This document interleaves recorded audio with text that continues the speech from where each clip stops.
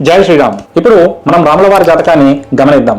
ఇక్కడ మనం చూసినట్టయితే కర్కాటక లగ్నంలో గజకేసరి యోగం అంటే ఈ ప్రస్తుతం జూబ్లీ హిల్స్ లో నివాసం చేసేవాళ్ళు వెల్తియెస్ట్ పర్సన్స్. అక్కడే హంస మహాయోగం కూడా క్రియేట్ అయింది. హంస మహాయోగం వల్ల గురువు కర్కాటకంలో ఉంటే హంస మహాయోగం, గురువు చంద్రులు గజకేసరి యోగం. హంస మహాయోగం వల్ల చార్టెడ్ అకౌంటెంట్స్, యూనియన్ మినిస్టర్స్ అవుతారు. ఇంకొక రాజయోగము శశమహాపురుష యోగం. శశమహాపురుష యోగం దేనికి కారణం? ప్రధానమంత్రులు, ముఖ్యమంత్రులకి కారణం. ఇంకొక రాజయోగము కుజుడు మకరంలో పరమోచ్చ, దీన్ని రుచక మహాయోగం అంటారు. రుచక మహారాజయోగం వల్ల హెవీ ప్రాపర్టీస్ ఉండే అవకాశం ఉంటుంది. శుక్రుడు పరమోచ్చలో ఉన్నాడు మీనంలో, సూర్యుడు మేషంలో పరమోచ్చలో ఉన్నాడు.